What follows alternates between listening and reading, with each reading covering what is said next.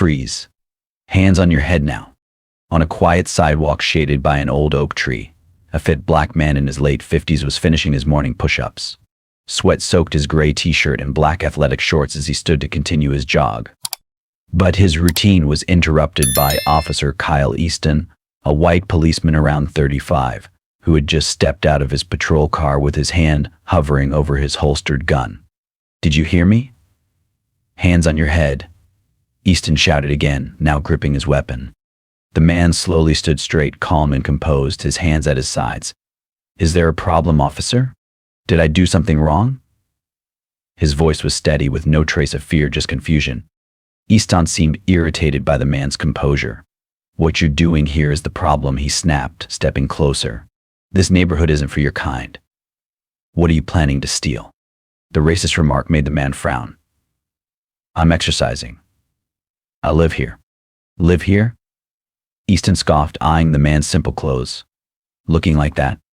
Show me your ID." "I don't carry ID when I run," the man replied, voice now colder. "And I don't have to, unless I've broken the law. Please explain your reason for stopping me." That calm, reasoned response only made Easton angrier. His authority felt challenged. "The reason is I don't like your face. I suspect you." Easton shouted, his face red with fury. Then, in a reckless move, he drew his gun.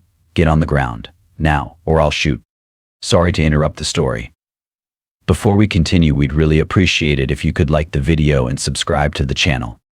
Your support helps us get closer to 1,000 subscribers. It means the world to us. Thank you so much." The man didn't move, not from fear but disbelief. He looked down the barrel, then into Easton's eyes, seeing rage and fear. A line had been crossed. Colonel Samuel Iron Mike Price, United States Marine Corps, stood still. Years on brutal battlefields had given him nerves of steel. But here, on a sidewalk in the neighborhood he'd just moved into, facing an officer losing control, he felt only deep disappointment and growing anger. He looked Easton in the eye and saw ignorance, fear, and racial bias. "Officer," he said, voice low, even and powerful, "I strongly advise you to lower your weapon. Immediately." "You are making a serious mistake," Colonel Price said calmly. "Shut up." Easton snapped, his gun now trembling. He hadn't expected the man to show no fear, let alone give him advice. "I told you to get on the ground. Are you deaf?" Mitchell didn't move. He knew that obeying an unstable officer could be more dangerous than holding his ground. His voice steady, he replied, "I will not get on the ground because I have done nothing wrong. You are the one violating the law by pointing a gun at an unarmed citizen without cause." He slowly raised one hand toward his chest where his military ID was clipped under his windbreaker. "I'm going to show you my identification. But first, lower your weapon." Easton hesitated. The man's calm, confident tone was unsettling. He was used to people, especially black men, reacting with fear, not authority. "What trick are you trying to pull?" Easton asked, trying to sound tough, though his voice shook. "I'm not trying anything. I just want you to know who you're dealing with," Price said. "Lower the weapon, officer. That's a safe and reasonable order." The word order hit hard. Easton looked around. The street was still, but a curtain shifted. In a nearby window someone was watching. Pressure mounted. What if this man really was someone important? After several seconds, Easton reluctantly lowered his gun, still tense, finger near the trigger. "All right, show me your ID. But don't try anything." Mitchell moved slowly, using 2 fingers to retrieve a standard military ID. It showed his photo, name Colonel Samuel Price, and his rank in the U.S. Marine Corps. He handed it over. Easton stared at the card. When he saw the word Colonel and the Marine Corps emblem, he froze. His arrogance vanished. He looked up at Price, then back at the card, shocked. "See Colonel, Marine Corps," he stammered. "That's correct," Price replied evenly. "Currently assigned to Joint Task Force Regional Command." Easton's face went pale. He realized he had just threatened a high-ranking Marine officer. The consequences would be severe. I didn't know," Easton muttered, quickly holstering his gun. "Sir Colonel, I'm sorry. It was a misunderstanding." "A misunderstanding?" Price raised an eyebrow, his eyes locked on Easton. "You pointed a gun at a man exercising, used racist language, and threatened to shoot him. You call that a misunderstanding, Officer Easton?" Easton stood frozen, his name now known and his mistake unforgettable. Easton waved his hands nervously, cold sweat forming on his forehead. There'd been some burglaries in the area. I was just following procedure. He stammered, trying to come up with an excuse. Colonel Price wasn't buying it. Does your procedure include racial profiling and pointing a gun at an unarmed citizen without cause? He asked firmly. Easton was visibly shaken. He knew he couldn't lie his way out of this. Mitchell stared him down. He considered letting it go, but that would mean allowing misconduct to go unchecked, and next time, the victim might not be a colonel. Officer Easton, he said with authority, I order you to contact your supervisor, or better yet, call the chief of the Preston Hills Police Department right now. Report everything. Exactly as it happened. Easton froze. Calling the chief was career suicide. But Colonel, sir, he began. No buts, Price cut him off. That's an order. Or I'll make a call myself. To the U.S. Attorney General Eleanor Hayes, a very close family friend. I think she'd be interested to hear how Preston Hills PD treats military officers, especially those of color. The mention of Attorney General Hayes hit Easton like a thunderclap.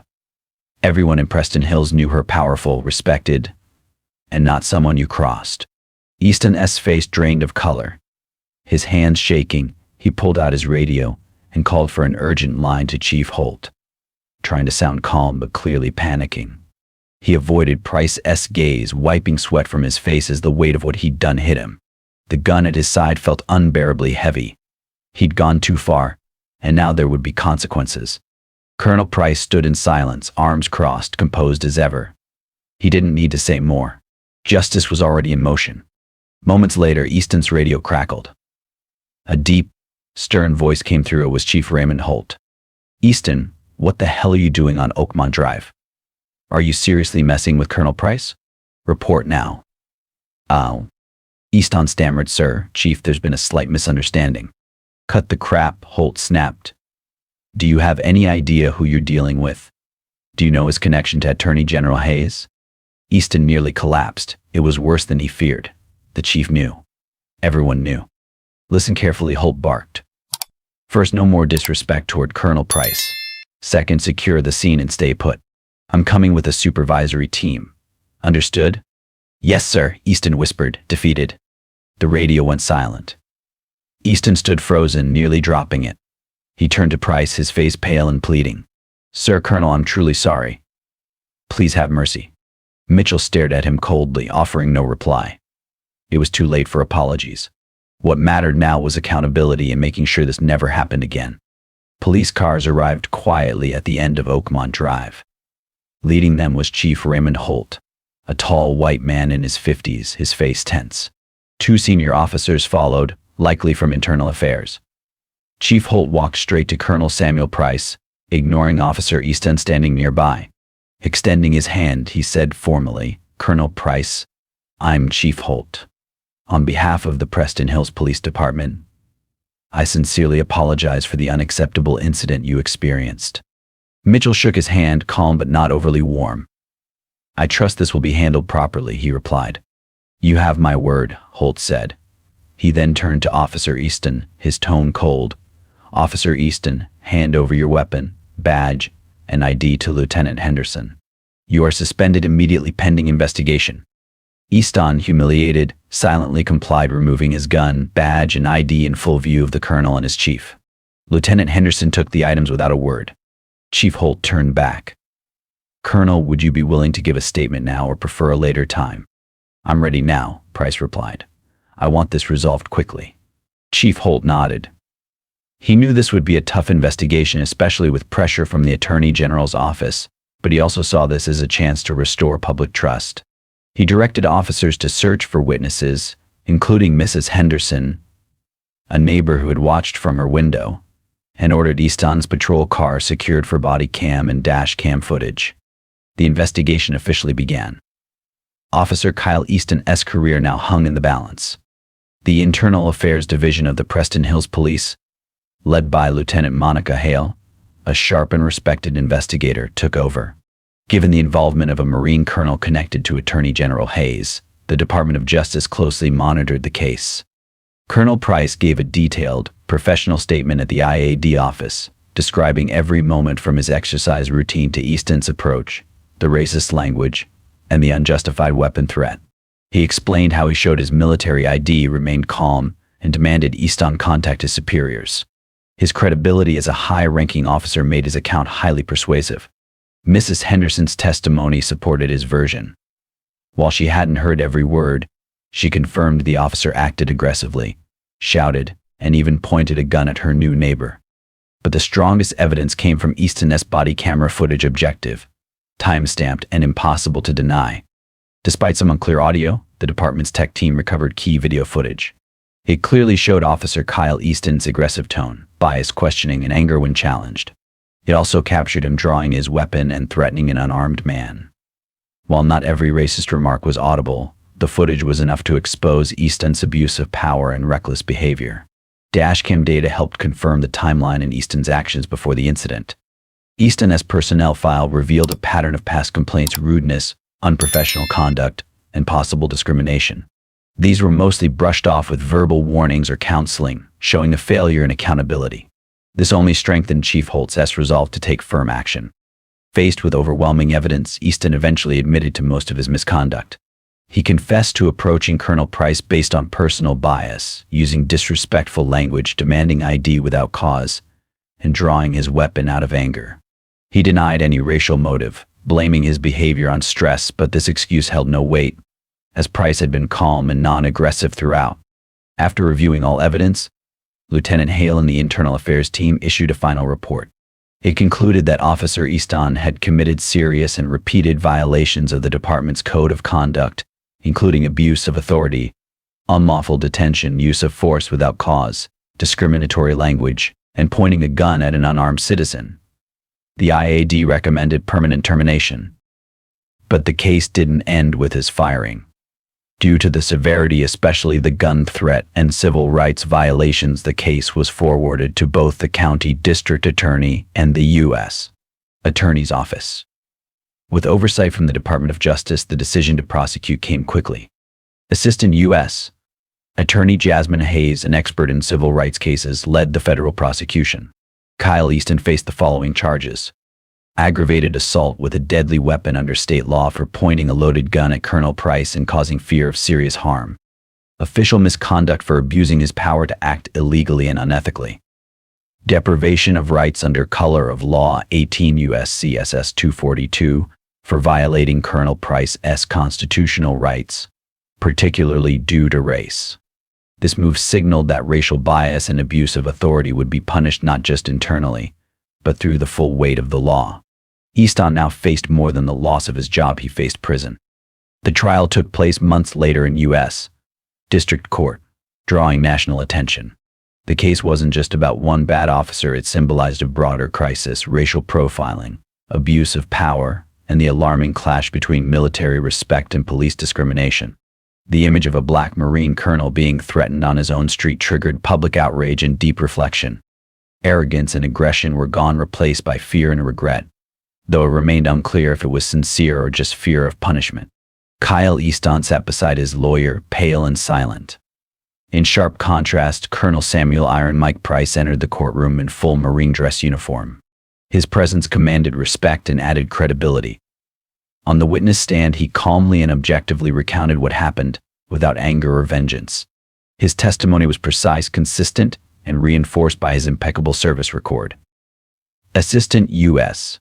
Attorney Jasmine Hayes presented overwhelming evidence: body cam footage showing abuse of power, Mrs. Henderson's eyewitness account, and expert analyses on use of force protocols. She argued this was not a mistake, but an act driven by racial bias and abuse of authority, actions that damaged trust in law enforcement. Easton's defense tried to downplay the incident, citing stress, sleep deprivation, and recent burglaries. They pleaded for leniency, painting Easton as a remorseful young officer who made a poor decision. They also blamed Colonel Price's calm resistance for escalating the situation, an argument viewed as victim-blaming.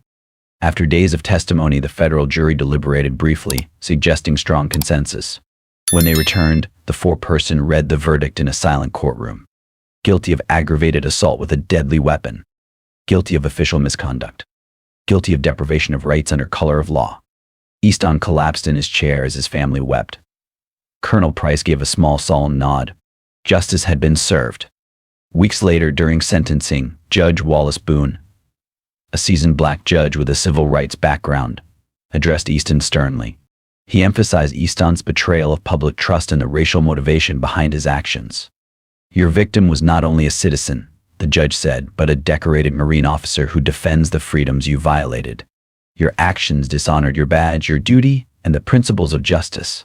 While acknowledging Easton's late remorse and lack of prior convictions, the judge ruled the offenses were too serious to overlook. Kyle Easton was sentenced to 3 years and 6 months in federal prison. Shocked, Easton stood motionless. He had expected leniency but instead faced years behind bars. His law enforcement career was over. U.S. Marshals approached, handcuffed him again, this time as a convicted felon, and escorted him out of the courtroom. Former officer Kyle Easton began serving his sentence. Justice, though often slow and complex, had finally prevailed. His 3.5-year prison term for abuse of power and racial discrimination sent shockwaves not just through Preston Hills, but across the nation. The case marked a turning point, showing that racial bias and police misconduct would no longer be tolerated. Chief Raymond Halt, under public pressure, used this moment to launch major reforms. Officers were required to undergo regular training on implicit bias, cultural awareness, communication, and de-escalation. Body cam protocols were strengthened, and the citizen complaint process was made more transparent and effective. Holt publicly promised that discrimination and abuse of power would be met with zero tolerance. Colonel Samuel Price, after fulfilling his duty in the courtroom, returned quietly to his life and service. He didn't seek media attention or label himself a symbol. For him, exposing the truth and ensuring justice was enough. He continued leading his unit, now with deeper respect from those around him. He still jogged along Oakmont Drive, only now the glances from neighbors carried more than curiosity, they held respect and silent thanks. 1 week later, the story still echoed across headlines and households. News segments replayed the footage. Commentators debated justice, race, and law enforcement. But for those closest to the case, the noise felt distant because what lingered wasn't outrage. It was reflection. At Preston Hills Police Department, silence settled over the locker rooms. Officers spoke in lowered voices. Some defended Easton. Others admitted, for the first time, that the system had long enabled behavior that needed to be challenged. A few began to wonder if they had been in Easton's place, would they have acted any differently? At the community level, churches, schools, and civic groups held open forums. Parents talked to their kids, especially their sons, about what to do if ever faced with a similar situation. Veterans in the area, regardless of race, expressed collective frustration and support for Colonel Price, a man many had never met but now deeply respected. And Colonel Samuel Price? He returned to routine with the quiet discipline of a man shaped by duty. But during his morning runs, the nods he received from strangers carried new meaning. People saw him now not just as a figure in uniform, but as a reminder that silence enables injustice. And that calm doesn't mean weakness, it means strength under fire. The wound wasn't healed, but the conversation had started. And that at least was a beginning. 6 months later, the town of Preston Hills had changed. Not completely, not perfectly, but noticeably. Officer training programs had been restructured. Every patrol car now carried 2 body cams, one for the officer and one facing outward. Racial bias training was no longer optional. And most importantly, the department had hired its first independent civilian oversight board. At the academy, young cadets studied Case File V3791. The headline, Colonel Price Incident. It was no longer just a story. It was a required lesson. In restraint, in accountability, in what happens when power is used recklessly, and what must happen afterward to make it right. Colonel Samuel Price had declined all interview requests. He never sought fame. He had returned to his work quietly, focusing on mentorship, training young officers at a joint leadership seminar that now bore his name. The Price Honor Code, a course on ethical decision-making, was introduced for junior officers, military and civilian alike. Some still whispered that justice was too slow. Others believed the sentence was too light. But what no one could deny was this: the system had looked in the mirror and for once, didn't look away. And though Colonel Price never called himself a hero, for many that morning on Oakmont Drive had redefined what courage looked like. Not in shouting, not in rage, but in stillness, and in knowing exactly who you are even when the world refuses to see it. Note: this story is entirely fictional and created for the purpose of raising awareness. It highlights issues of responsibility, justice, and the importance of treating everyone with respect and dignity. We firmly oppose violence, prejudice, and injustice in all forms. Viewer discretion is advised.